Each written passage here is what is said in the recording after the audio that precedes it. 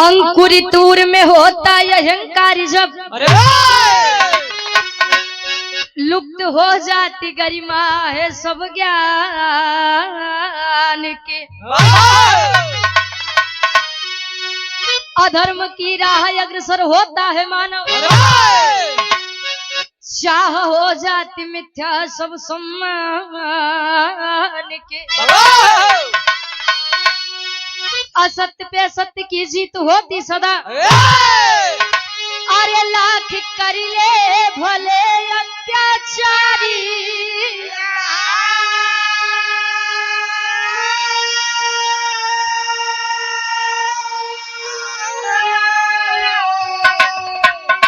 टूटता है घड़ा पाप का एक दिन रोक सकता नहीं वाह कुल का पतन।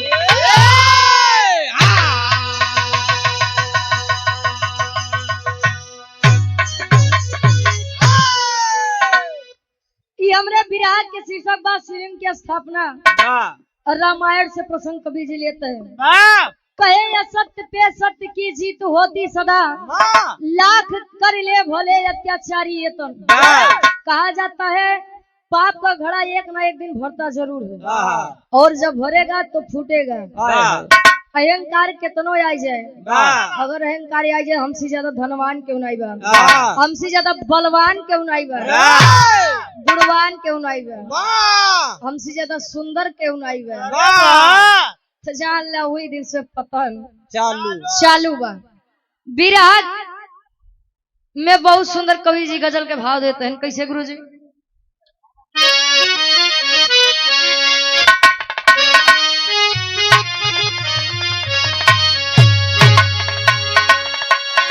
कोई प्रेमी कहता है जब तक प्रेम मोहब्बत इश्क रहन तब तक तो ठीक ही रहा जब सही काका लब हो गया ई में सब हो गया। अच्छा चलो ठीक बा आजकल के लड़का करते है आज के देखता है जवन बुजुर्ग लोग है उनहु के अंदर क्षमता नहीं बा। वही फेसबुक खोल रहा है पता लागत बा कोनो मौसी अपने लड़के से बियाह करे बा कोनो चाची अपने भतीजे से बियाह करे बा कोनो सास पर दमादे ले फुर हो गई बा। वाह बहादुर क्या बात है। ये प्रेम के ऊपर कवि जी 4 लाइन बताते हैं। कहे प्यार व्यार के चक्कर में अरे प्यार व्यार के चक्कर में सब घर परिवार छूट गई बेगाना से प्यार बढ़ल अपहन से नाता टूट गई। 4 दिन के चढ़ल जवानी एक दिन स्वतः उतर जाई चचु खुले के पहले बबुआ सारा स्वप्न बिखर जाई। पहले के पुरनिया कहा है कि जकरे जवानी आवत है तो चुकरत की आवत रही कहा बिना जनवाए नहीं जात रही काहे बदे कि पहले के लोग जब जवानी आवत रही तो अपन जवानी पहलवानी में कुश्ती में अखाड़े में लगाई देते रहे 4-4 बीघा 5-5 बीघा बैल से मतलब खेत जोतत रहे। अब वही आवत रहे इतना जानवर छुट्टू टहरत है समझी नहीं आवत है वो तो नहीं आयन कहाँ से या कहती कौन फसल होत हो ए भैया लइकवा कहे जा बेवफा जा जवन करू ठीक नहीं करू कबो सुखी न रहू। लड़कवा का कहे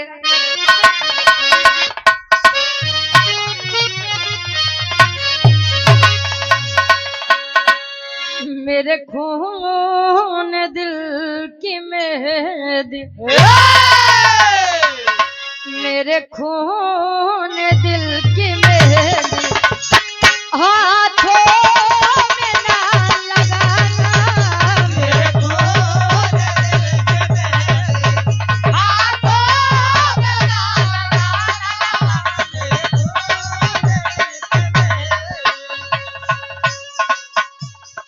मेरे खून दिल की मेहंदी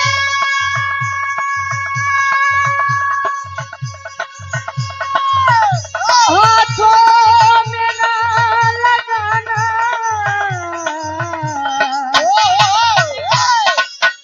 जब निकले मेरा जनाजा, जब निकले मेरा जनाजा, सहनाइयाँ बजाना बजाना, जब निकले जियो सहनाइयाँ बजाना बजाना।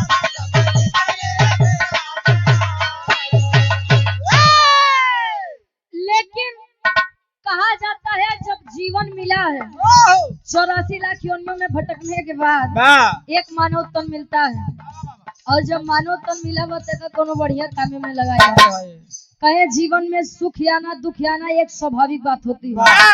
एक सिक्के के दो पहलू होते हैं। जीवन में दुख आना आर्ट ऑफ लाइफ है, और उसके साथ जीवन हंसकर बिताना ये पार्ट ऑफ लाइफ है, आर्ट ऑफ लाइफ है, जीवन की कला है। जीवन में दुखों के साथ हंसकर जीने का अलग ही मजा होता है। एक बात जान ले, अगर भगवान और ईश्वर दुख दे रहा है तब तक तो ठीक ही बा, लेकिन अगर मन ही दुख दे चालू कर दे तो समझ ला ऊपर बदला कभो न कभो तो भगवान लेबई करिए। लोग कहते हैं भगवान के घर देर है लेकिन अंधेर नहीं है, अंधेर नहीं है। आदमी उसी दिन आदमी बन जाएगा जिस दिन दूसरों में नहीं बल्कि खुद के अंदर कमियां देखने लगेगा। कभी का भाव है कैसे,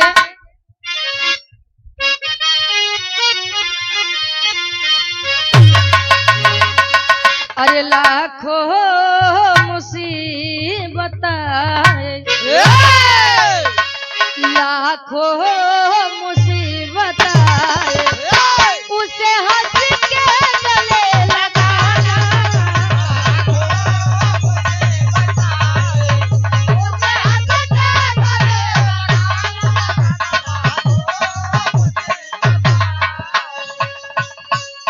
लाखों मुसीबत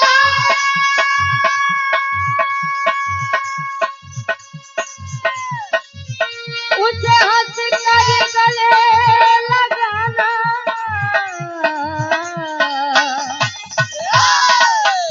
कर्मों से हो न विचलित, कर्मों से हो न विचलित, तुम अपना फर्ज निभाना निभाना, कर्मों अरे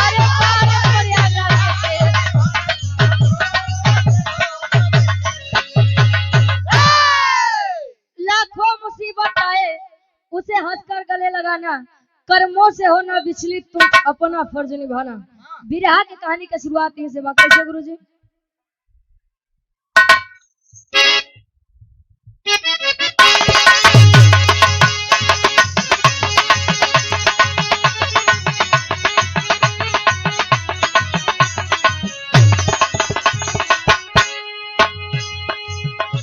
होता समय बलवान,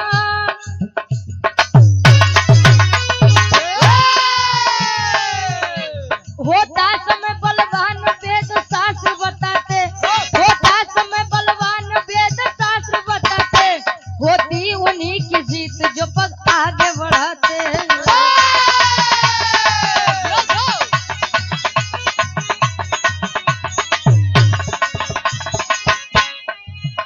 सीता हरण किया था,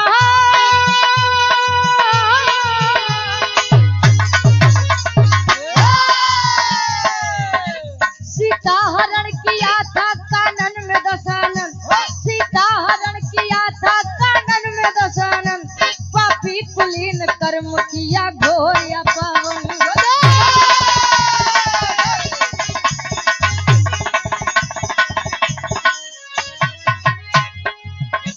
कपिदल के साथ सागर तट पे आए खरारी, कपिदल के साथ सागर तट पे आए खरारी, कपिदल के साथ सागर तट पे आए खरारी, कपिदल के साथ सागर तट पे आए खरारी, शिवलिंग स्थापना की किए राम तैयारी, शिवलिंग स्थापना की किए राम तैयारी, शिवलिंग स्थापना की किए राम तैयारी।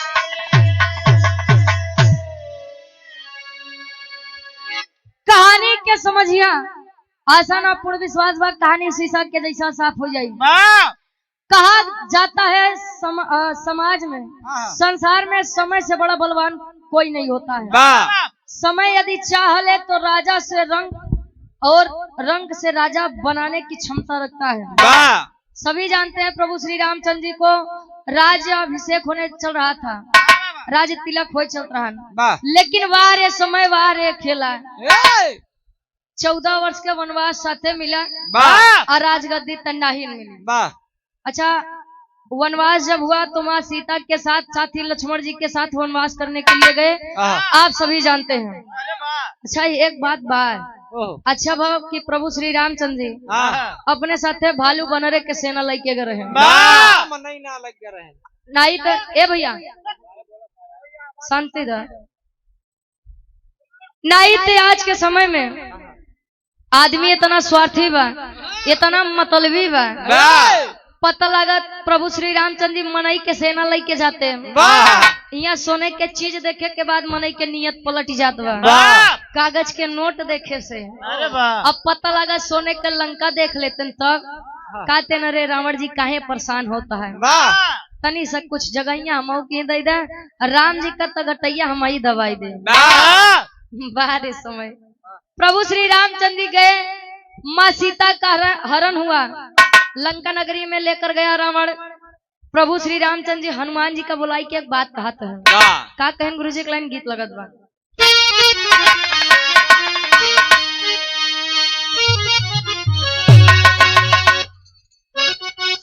क्या बात है,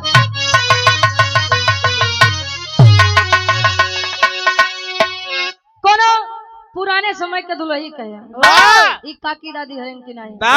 अच्छा, इनका सब डिमांड में बड़ा अंतर है। आज वाले इनके तक तो फेस पाउडर नहीं बा, और लक्ष्मी के काजल नहीं बा, स्टोन वाली साड़ी चाहिए, अलग डिमांड बा।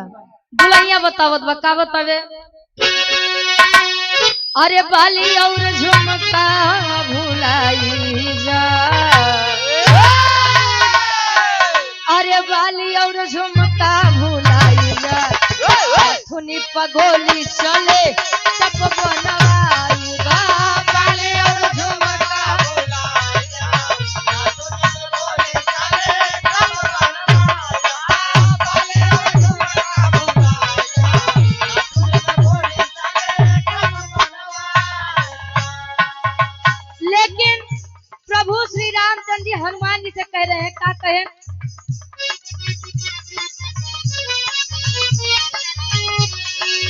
मानव के मन सा पुराई दा,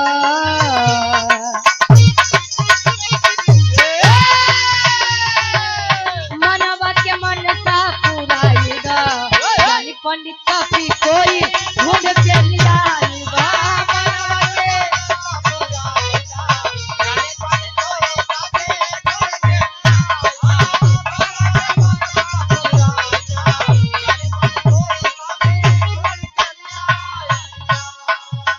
ध्यान देंगे। राम जी हनुमान जी से कहे, हनुमान मैं चाहता हूँ लंका पर चढ़ाई करने से पहले अपने आराध्य भगवान भोलेनाथ की पूजा आराधना वंदना हो जानी चाहिए। कहे तब कहे कि जाइए जो इस संसार का सबसे ज्ञानी पंडित हो, संसार के बाद कवि जी बताओ तो, संसार का सबसे बड़ा सबसे विद्वान पंडित जो हो आप उसे लेकर आइए, शिवलिंग की स्थापना करवाइए। और जब इतनी बात हनुमान जी सुने तब ले हनुमान जी कहें स्वामी हम ना जाए, कहे बार बार हम ही को भेजा था, केहू और को भेज दे, कहे हनुमान तो का काहे बड़े याद देवावे के पड़त कि जवन काम तू कही सकत था वो पूरी सेना में क्यों नहीं कर सकत, बाकी सब तो बस जय श्री राम करे बदे है। हनुमान जी का उनकर बल याद दिवाते हैं राम जी कैसे,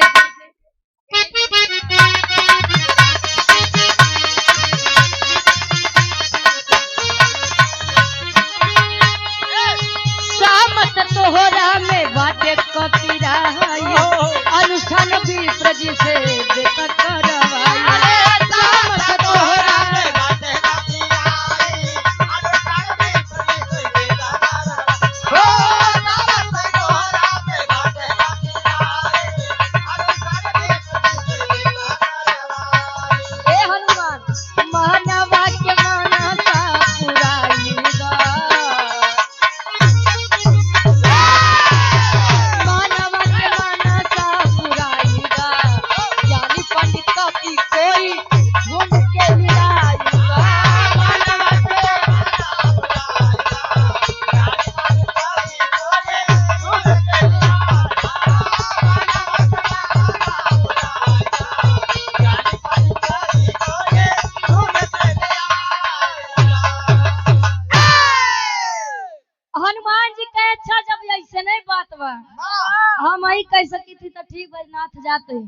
उड़ान भर दिए।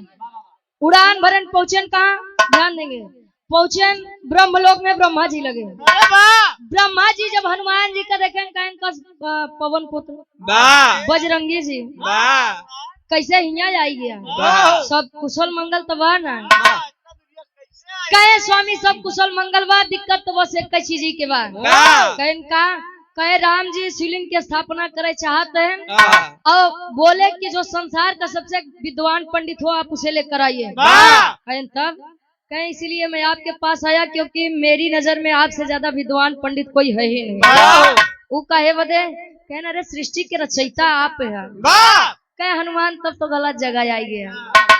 कहे अगर छोट मोट पंडित के बात हो तो चला चले, अब संसार का सबसे विद्वान पंडित का बात है, हम नहीं चल सके। कहे तब कहाँ जाइए, उदास हो के लौटे के पड़ी। कहे नहीं जा, हमरे पनाती रावण लगे रावण लगे।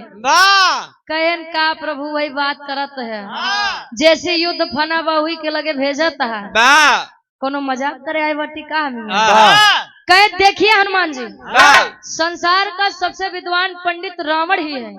आपको जाना है तो जाइए, नहीं जाना है तो मत जाइए, लेकिन जो संसार का सत्य है मैं वो आपको बता रहा हूँ।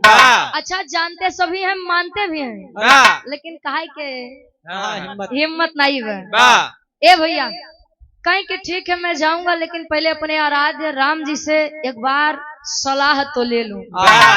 राम जी लगे आए तो राम जी आज्ञा देते हैं, टेरी के भाव में कवि जी लिखते हैं,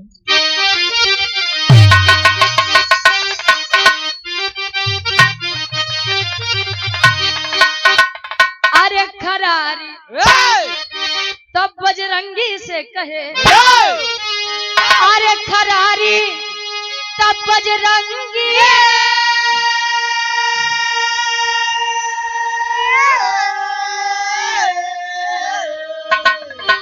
खरारी तब बजरंगी से कहे, अरे तलंका पति दशानन के अलावा बलकारी, अरे बलकारी, अरे बलकारी।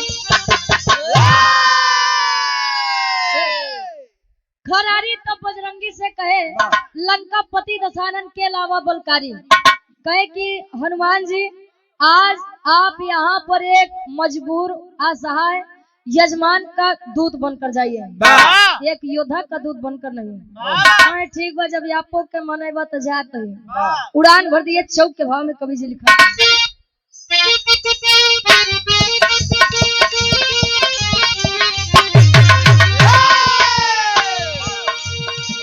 चले राम को शीश झुका के,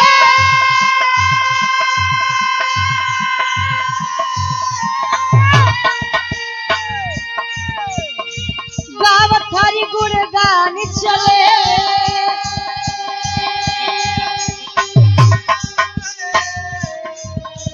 चले भक्त श्री रामचंद्र के,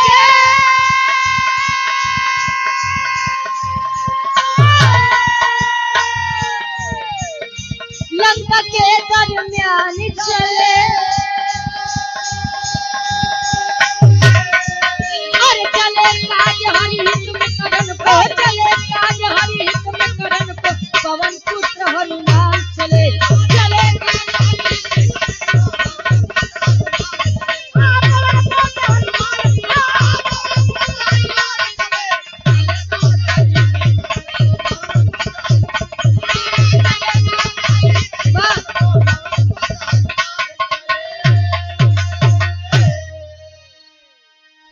आप बब्बू चौधरी जी माझा कला से भैया जी 21 रुपए का महान आशीर्वाद। अच्छा ए भैया हनुमान जी राम जी की आज्ञा पकड़ के लंका की तरफ बढ़ रहे हैं। आधा समुद्र डाकते हैं तब ले सोचते हैं अरे यार राम जी के बात मान के यहाँ तक आई तो गए, लेकिन अब कुछ दिन पहले लंका नगरी में आ रहे तहस नहस कई के गए हैं। ऐसे या भेष में रावण जी देखिए तो एकदम उखड़ जाइए, अरे एकदम गुस्सियाई जाइए वो। चलिए न चलिए बात के बाद बस साथे भेजिए तो भगाई दी। कहे एक काम करी भेसुभाई बदल ली वाह न पहचान पाइए न झिकझिक करिए साथे आके पूजो करवा दिए वाह लंका नगरी में प्रवेश करें तब ले एक बुढ़वा के रूप बनाए वाह नहीं दादा हरेम किनाई लेहन लाठी हिलत कापत पहुँचे वाह लंका के नजदीक जब पहुँचे समीप पहुँचे वाह दरबारी से पूछते न भैया रावण जी के नगरी है अरे वाह जय शंकर के जय शंकर जय शंकर कहे कि उन्हीं के राज में उन्हीं के दरबार में आई के दादा पूछते है कि लंका जी रावण जी के नगरी है और सोने के लंका इतनी बड़ी दिखात नहीं बा कहे बेटवा बड़ा दूर से आए ही एक काम बटे करवाई देता है कहे कौन काम बा कहनो घरवा पूजा रखवाए है कोनो पंडित नहीं मिलत बा तो नहीं के तनी भेज देता है कहे बाबा पागल हो गया का दिमाग खराब हो गया है क्या कहे कहनु अंदरवा राम जी से लड़े बड़े योजना चलत बा अब पूजा उजा करे जाएंगे ना कहे बेटवा कम से कम ये अवस्था के तो लिहाज रखला कहे ठीक बा खड़ा रहा आवत है गए ने अंदर पूछे रावण जी बोले कि यदि वृद्ध इंसान है तो आप उसको अंदर भेजिए आज जैसे आज्ञा पाई के हनुमान जी बुढ़वा रूप रखे अंदर गए तब ले रावण जी देख के मुस्कुराए दे अब हनुमान जी ऊपर से नीचे तक देखते न रे यार कतो पूछिए नहीं तो नहीं गई कहे इतना रोमो तो नहीं बा की जान वही बनरवाया ऊपर से नीचे एकदम देखते हैं कहे यार सब तो बढ़िया बा तब कहे हंसते है हंसने का कारण पूछ रहे हैं कि आप मेरी इस अवस्था का मजाक उड़ा रहे हैं कभी आपका यह समय आएगा कहे ना बाबा ना हमारे तनी हिम्मत नहीं बजे आपका देख के मजाक उड़ाई कहे तब कहे सुना बतावा तो एक लाइन गीत लगत बा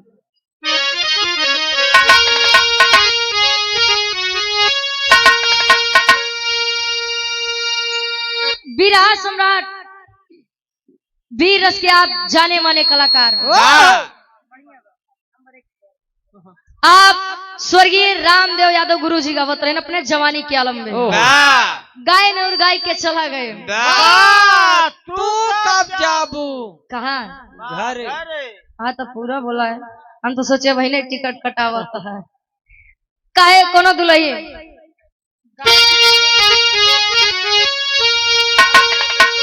अरे तझुलनिया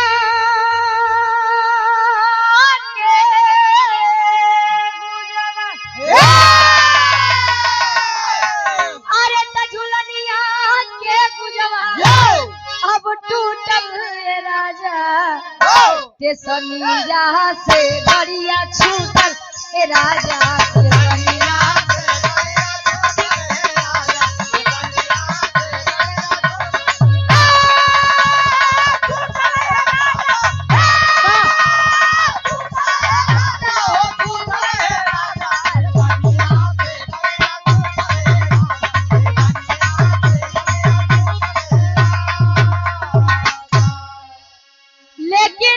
रावण जी दशानंद रावण कह रहा है वो बुढ़वा रूपी हनुमान जी से भाव पर गौर करिए आप लोग आप आदरणीय परम सम्मानित अरे तो बोला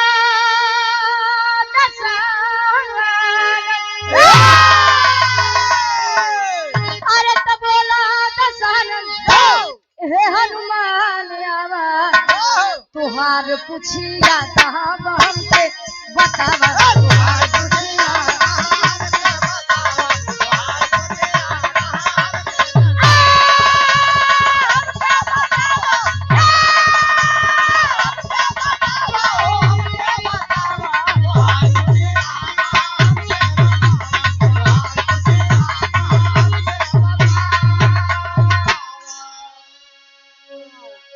हनुमान जी हंसने का कारण पूछ रहे हैं रावण जी बता रहे हैं और हनुमान हे पवन सुत सब बढ़िया तो बा ना कहन अरे बाप रे बाप पहचान गया पहचान गए का कहे पहचान गया।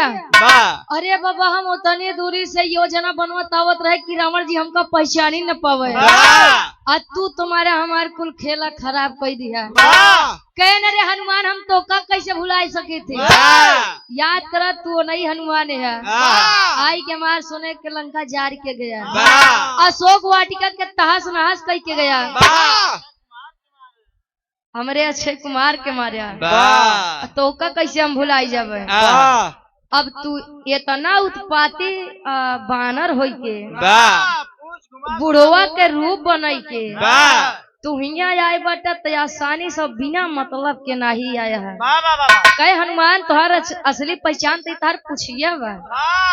ये पूछियो छिया कहाँ गायब पैदा है। कहे महाराज का करी बड़े संकट में पड़ा है। कहे का बा संकट बताओ तो है।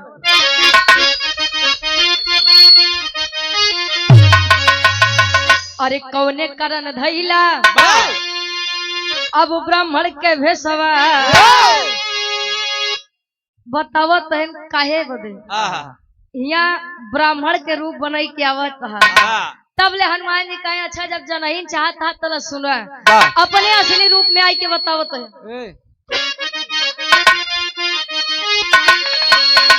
अरे बैठा यजमान बाटे हम सागर के तिरवा अरे बन के पुरोहित हरा मन के तुकिरा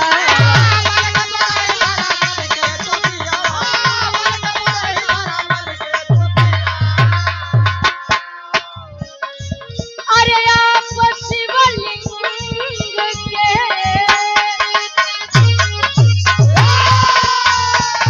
अरे आप शिवलिंग के पूजा करावा तुहार खुशियां कहां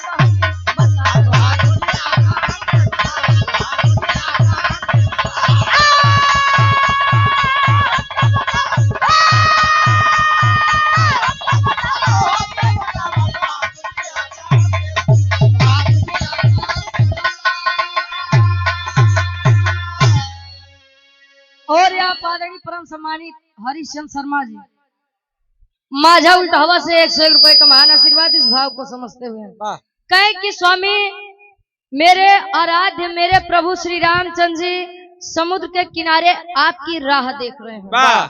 काहे वदे क्योंकि उन्हें शिवलिंग की स्थापना करवानी है और संसार का सबसे ज्ञानी पंडित चाहिए।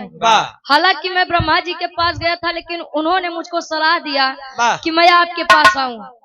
आप यह बात याद रखिए ध्यान रखिए कि यहाँ पर मैं आज योद्धा का दूत बनकर नहीं बल्कि एक असहाय लाचार यजमान का दूत बनकर के आया हूँ।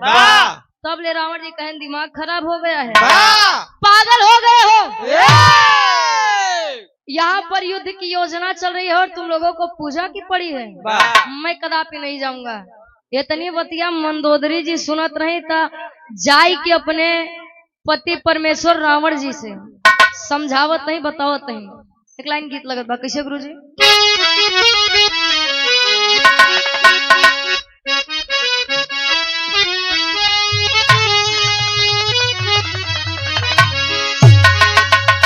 भगवान कन्हैया गोकुल नगरी छोड़ के जब वृंदावन रहने चले गए तो सारी गोपिकाएं विरह में कह रही हैं। का कहे कि प्रभु आप बसो वृंदावन में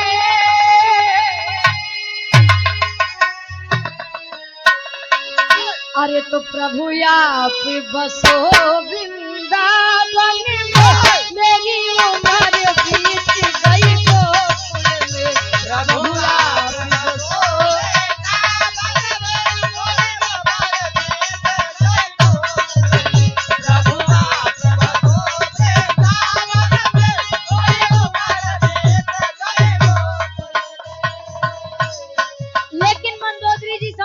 अपने पति रावण जी के बोली मंदोदरी या चकी को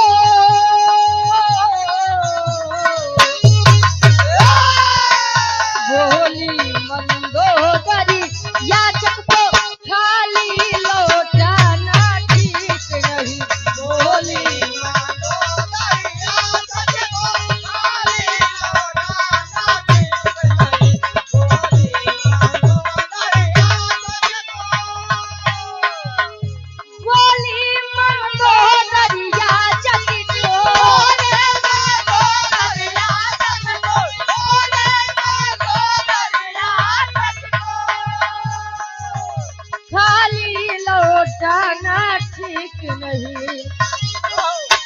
स्वामी जो खुद हो मुसीबत का मारा,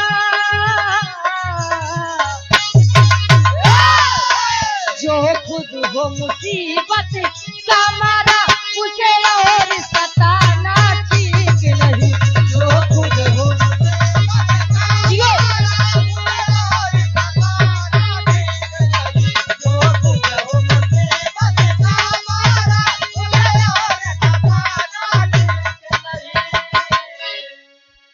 कहे जो खुद हो मुसीबत का मारा उसे और सताना ठीक नहीं। स्वामी आपने प्रभु श्री रामचंद्र जी की धर्म पत्नी यानी सीता जी को लंका नगरी में लाद करके रख लिया है।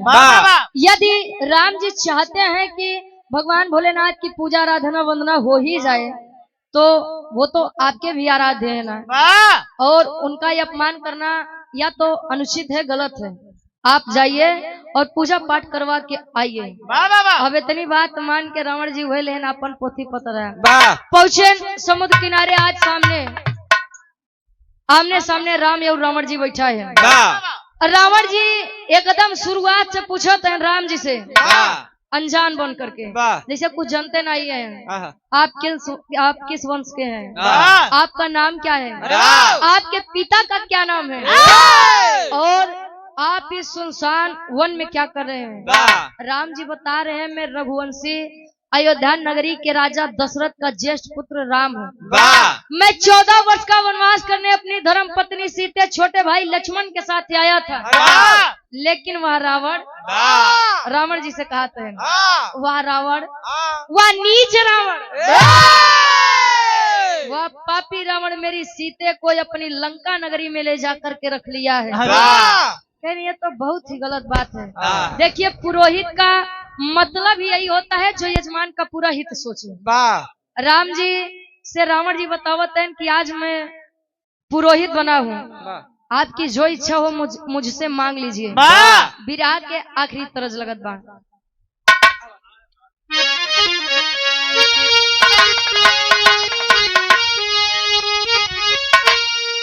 अरे तक कोठे ऊपर कोठरी हलवैया के दुकान, अरे हाथ से लड्डू छूट गया पनवरिया मारैसा, अरे तब पनावा खैला राजा हमारी दुकान, पनावा खैला।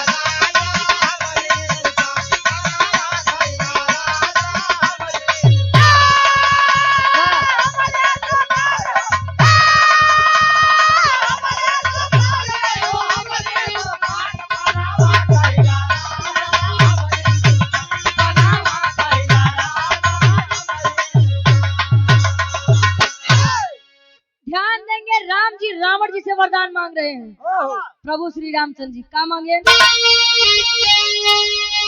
अरे कबीर दकानन के आगे सब बोले हैं करता, अरे ये लालसा दिल में बटे अब करा मंत्र उच्चार, अरे तले लंका ए स्वामी, अरे ले लंका पति के हम गर्दन उतार ले लंका,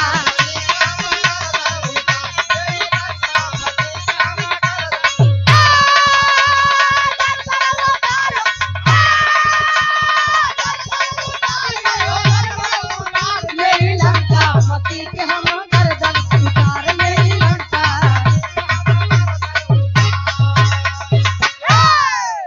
कहे स्वामी अगर मुझको कुछ देना ही चाहते हैं तो आप मुझको यह वरदान दीजिए कि मैं जब युद्ध में रण में मेरा सामना उस रावण से हो, मैं रावण के 10 शीश काट करके लौटूं।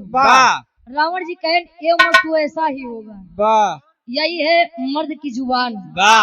रघुकुल रीत सदा चले आइए, मेहरारू पर जुल्म ढहाई।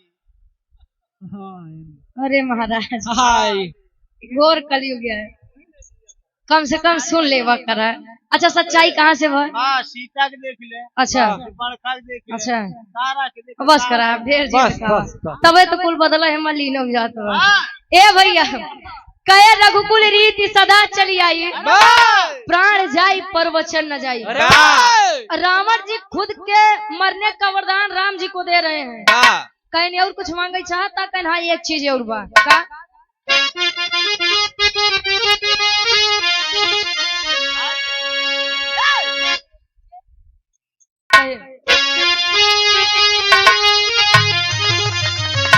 अरे कुंभकर्ण से जब होवे लड़ाई देई असुर के समर में गिराई, देई असुर के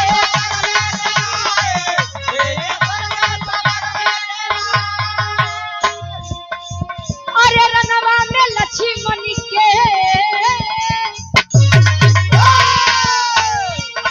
अरे रनवा में लक्ष्मण के ना होवे हारे लंका पति के हम गर्दन उतारे।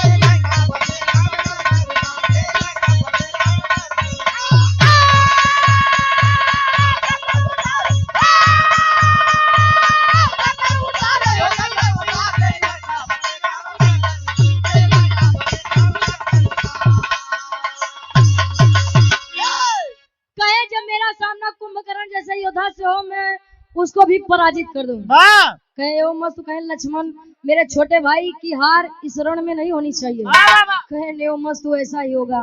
अब और कुछ मांगे के बाद कहे नहीं। कहे तो ठीक बा अब हमारे बात सुनो, शुभ मुहूर्त के समय नजदीक होत बा, हवन या आप लोग तैयारी कीजिए और हवन करिए। रावण जी अब राम जी से कहते हैं का कहन तनी विचार करी है। पहापट के भाव में कवि जी लिखा था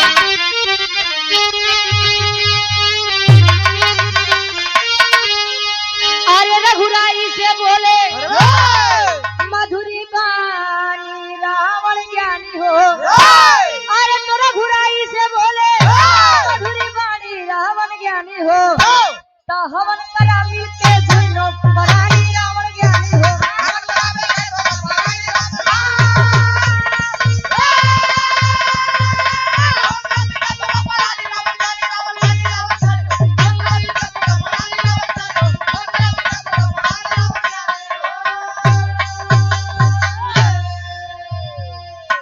रघुराई से बोले मधुरी बानी रावण ज्ञानी हो, हवन करा मिलके दोनों परानी रावण ज्ञानी हो। रावण जी बोले मैं चाहता हूँ कि शिवलिंग की स्थापना करने से पूर्व या जो हवन हो रहा है आप दोनों लोग मिलकर करिए। दोनों लोग के राम जी और सीता जी। कहे स्वामी यही तो दिक्कत है, यही तो तकलीफ है कि मेरी धर्म पत्नी सीता मेरे पास है ही नहीं। आप लोग तैयारी बनाइए मैं जा रहा हूँ। कहाँ गए? अशोक वाटिका गया दशानन, सीता को ले आया हो, कैलाश शैल से शिवलिंग लाओ, हनुमत को भिजवाया हो। अरे आज्ञा पाकर चले हैं बन के खानी रावण ज्ञानी हो, आज्ञा पाकर चले हैं बन के खानी रावण ज्ञानी हो। तो राम के बदले बैठी सिया सयानी रावण ज्ञानी हो।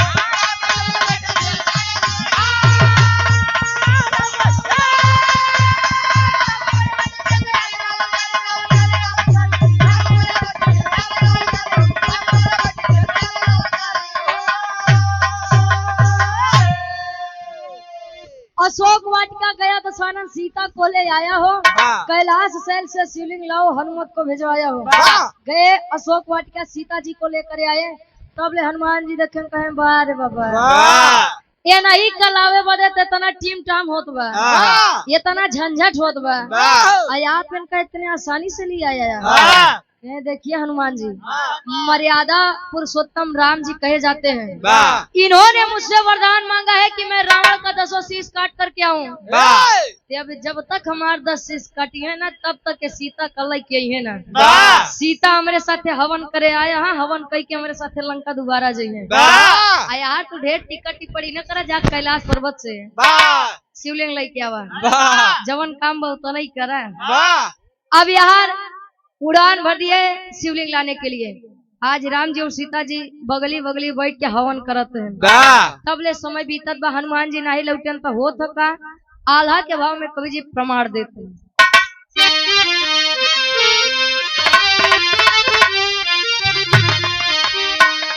हाय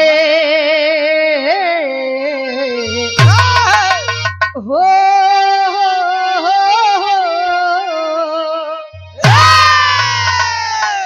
अरे राम जैसे स्वामी गतिया में कोई नहीं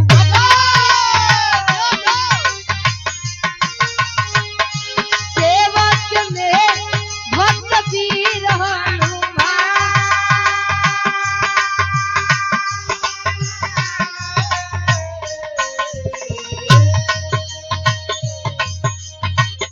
बीतल समैया तब तब करे ले उपैया पंचो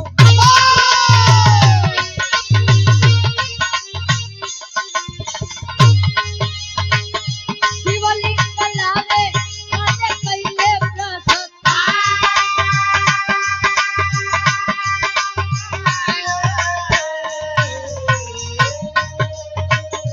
बालू के पिंड तब रावण बनाए बाबू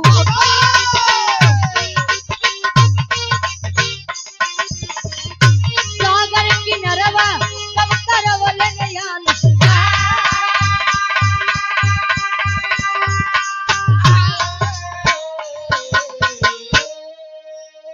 विराह एकदम करीब में बा।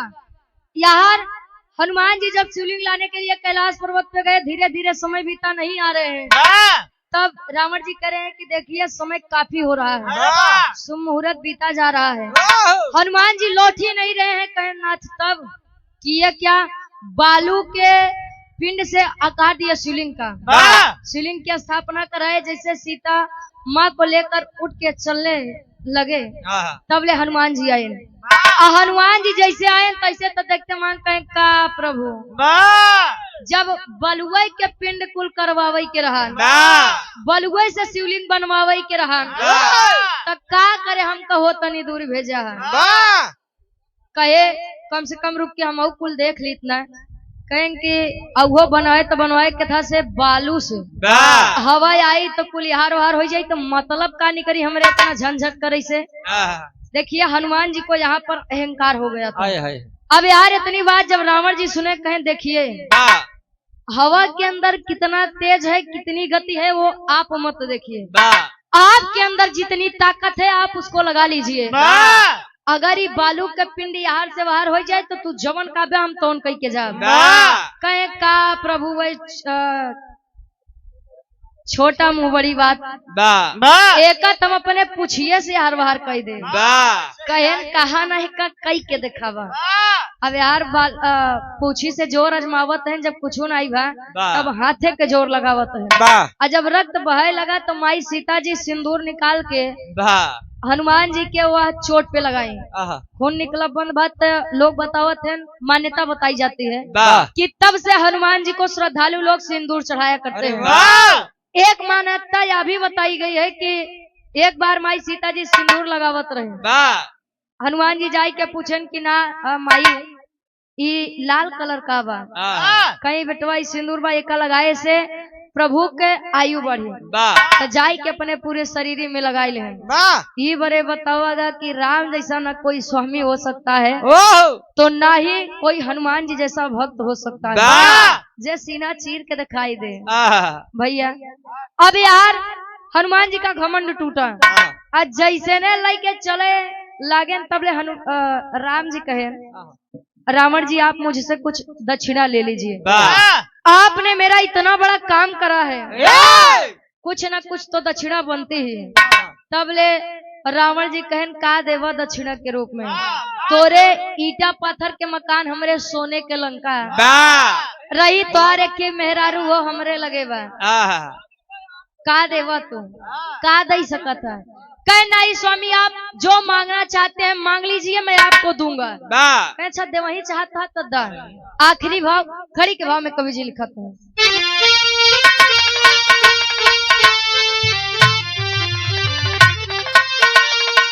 अरे हिले नहीं पिंडा वीर दसानन बिहसे, अरे हिले नहीं पिंडा वीर दसानन बिहसे, करिया रघुबर लड़ैया समर में हमसे, करिया रघुबर लड़ैया समर में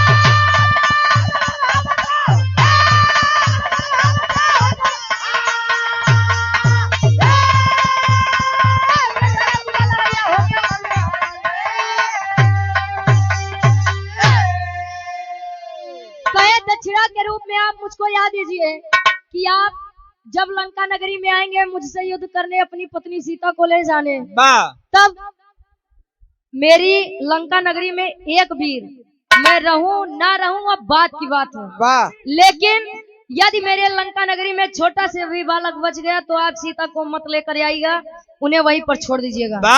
उनका तो घमंड रहा, हमारे इतना लंबा परिवार बा, कितना मरे बहुत मरी है, 10,000 50,000 उससे ज्यादा तो मरी है ना। इसीलिए एक बात कही जाती है, केहू कितनो खास हो आपन भेद कबो क्यों को बतावे के ना चाहिए।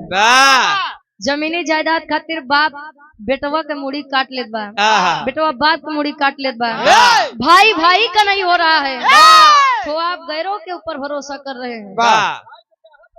यहाँ भरोसा सांसों पर नहीं है, आप लोग व्यक्ति के ऊपर कैसे कर ले जाते हैं। ए भैया, अगर रावण जी अपन भेद विभीषण जी का न बताए होते तो शायद यार राम जी उनका मार न पहुंचे। पहले के समय में भय करा रहत रहे, आ जाइए। पहले के समय में भय करा रहे, भय हरा, भय को हरने वाला भय हरा कहा जाता था। आज के समय में भय को लोग भय करा कहते हैं, भय को पैदा करने वाला। अब इतनी बात जब राम जी से कहें, रावण जी कहें स्वामी मैं ऐसा ही करूंगा, कोई भी वीर बचा तो मैं सीता को लेकर नहीं आऊंगा।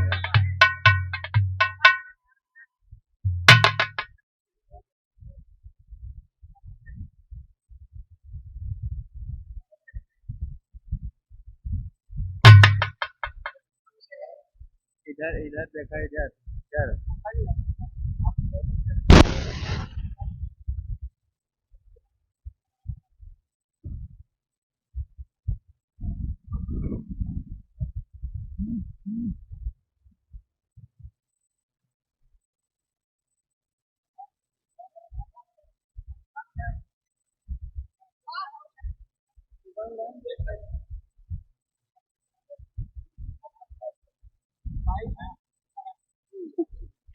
और यहाँ कार्यक्रम के आयोजक साहब जो अपने दरवाजे पर बुलाकर मान सम्मान दे रहे हैं, आदरणीय आप गार्जियन जी, धर्म के बड़े भाई सुग्रीव यादव जी, आपके द्वारा सुंदर पुष्प पंखुड़ियों में गुथा हुआ हार, 500 रुपए का महान आशीर्वाद, और आप उनकी धर्म पत्नी है धर्म की हमारी भाभी जी, सुंदर पुष्प पंखुड़ियों में गुथा हुआ हार, 200 रुपए का महान आशीर्वाद, चरणों में कोट कोट नमन है, आशीर्वाद के चाह रहे हैं। अब उस जगह के नाम का पड़ा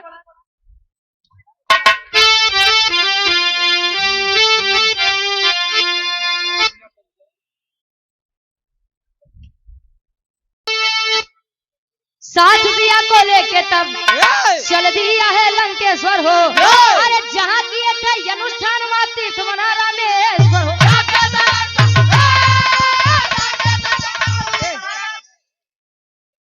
और यहाँ माझा कला से धर्म के बड़े भाई बजरंगी भैया जी, बारे बजरंगी, इतना देर आप के नाम लग बिरहा गावत 101 रुपए का महान आशीर्वाद, चलो कम से कम आए तो।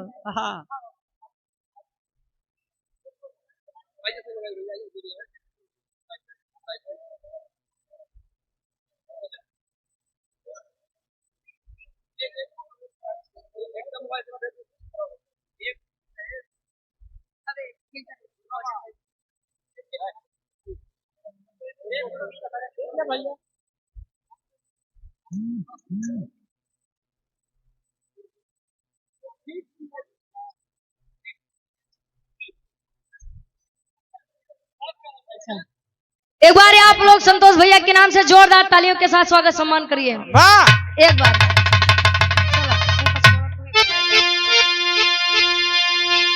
बारे भैया, ताली बजावे में इतनी शर्म, इतनी कंजूसी, इतनी कंजूसी, वाह न मन भाई, अगले जन्म में याद रखे रहे, अगले जन्म में घूम घूम बजे हुए कहे। अरे साथ सिया को लेके तब चल दिया है लंकेश्वर हो, जहाँ किए थे अनुष्ठान तीर्थ बना रामेश्वर हो।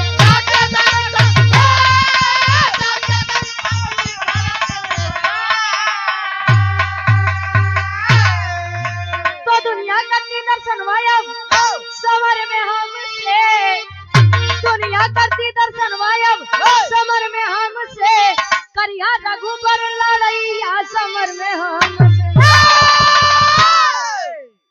उस जगह का नाम बताया जाता है, वहां पर रामेश्वरम धाम की उत्पत्ति हुई। जब लोग गए जगन्नाथ जी का दर्शन करने जाते हैं तो 4 धाम होते हैं, 4 धाम में एक धाम यो आवत है रामेश्वरम धाम।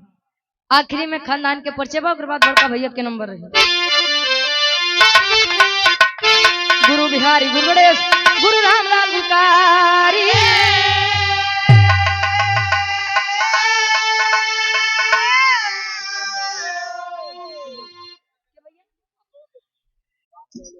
राम और आप आदरणीय परम सम्मानित राम तौल यादव जी धर्म के हमारे बड़े भाई हैं।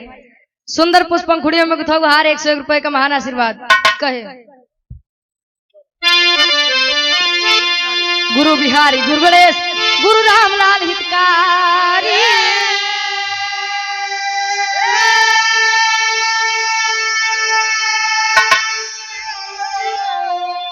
अरे स्वर्ग में चंद्रिका कभी भारत जी बने पुजारी।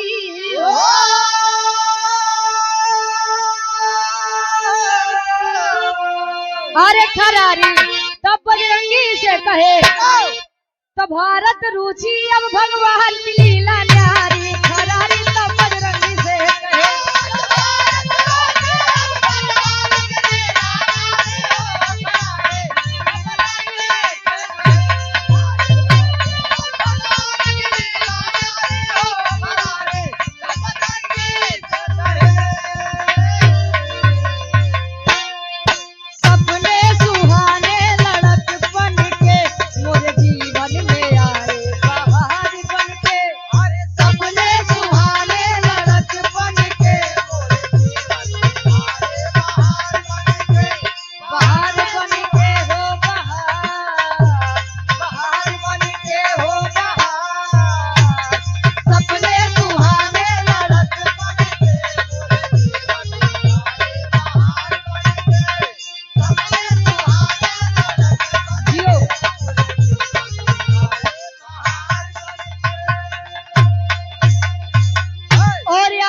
इस भाव को समझते हुए विजय लाल यादव जी माझा उल्टावा से आपके द्वारा 51 रुपए का महान आशीर्वाद। और धर्म के बड़े भाई धीरज यादव जी माझा उल्टावा से 201 रुपए का महान आशीर्वाद। एक स्वर में सबके नमस्ते प्रणाम स्वीकार हो। गावे बजावे कहा सुने में कोनो भी गलती कसूर हो आप लोग अपन लड़कियां बच्चा समझ के माफ किया ले जाओ।